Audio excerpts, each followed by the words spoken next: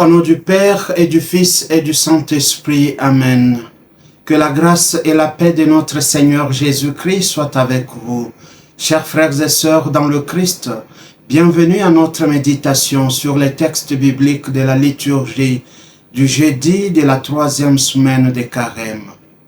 Le thème que je propose pour notre méditation d'aujourd'hui est l'écoute de Dieu et la prise de position. C'est le Père Michel Manga, SVD, missionnaire du Verbe divin. Bien-aimés dans le Christ, la liturgie de ces jours met en exergue la nécessité d'écouter la voix de Dieu et de prendre position. Dans la première lecture tirée du livre de Jérémie, le prophète transmet au peuple un message douloureux venant de Dieu. Dieu leur rappelle l'essence de l'alliance.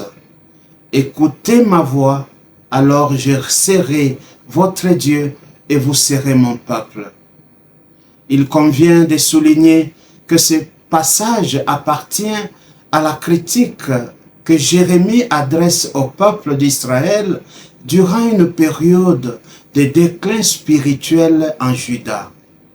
Bien que le peuple continue à accomplir des rites religieux, leurs cœurs sont loin de Dieu.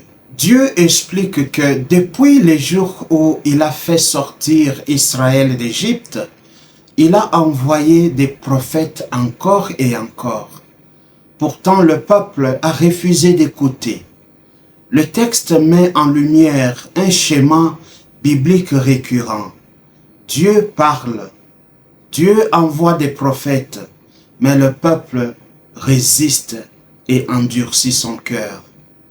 Au lieu d'avancer dans la fidélité, l'Écriture dit qu'ils ont marché en arrière plutôt que d'aller en avant. Du point de vue spirituel, cela révèle une vérité profonde. La stagnation spirituelle se produit lorsque le cœur cesse d'écouter Dieu. Dans la tradition biblique bien-aimée, le cœur est le lieu de la décision et de l'écoute intérieure. Lorsque l'homme ne prête plus attention à la voix de Dieu, il perd progressivement la direction et la croissance spirituelle. Dans l'Évangile, Jésus expulse les démons d'un homme qui était muet. Le miracle est indéniable. L'homme se met à parler et la foule est dans l'émerveillement. C'est une évidence. Cependant, certains accusent Jésus de chasser les démons par la puissance de Belzéboul, le prince des démons. Cette accusation révèle l'aveuglement spirituel des adversaires de Jésus.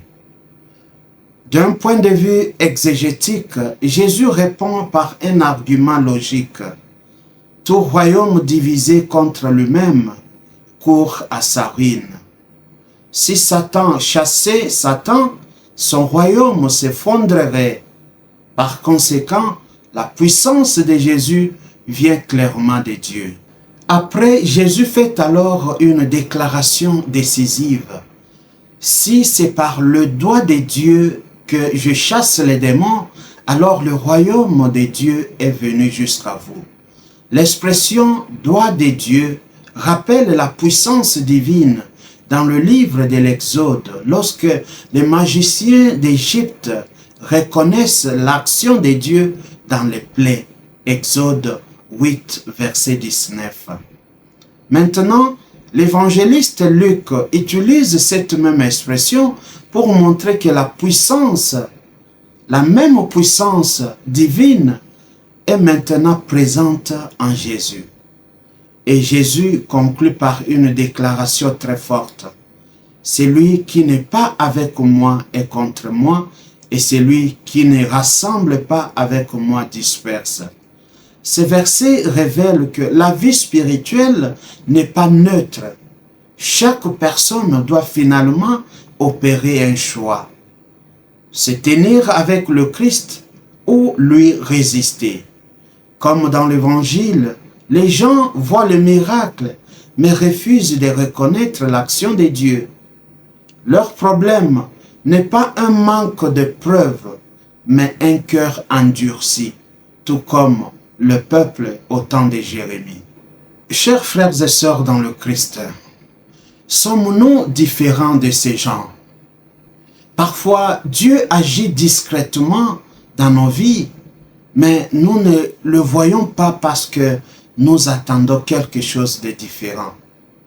En outre, très souvent, devant l'évidence, nous décidons de fermer les yeux et de tourner notre raison ou notre cœur vers les critiques ou la destruction.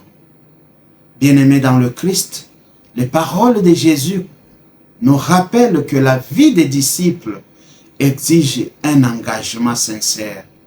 La foi ne peut pas rester superficielle ni divisée.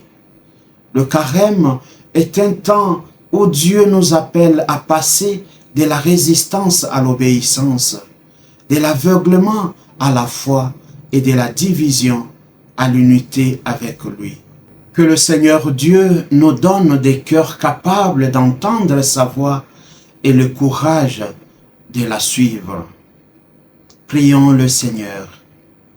Dieu notre Père, tu nous appelles sans cesse à écouter ta voix et à marcher dans tes voies. Ouvre nos cœurs à ta parole.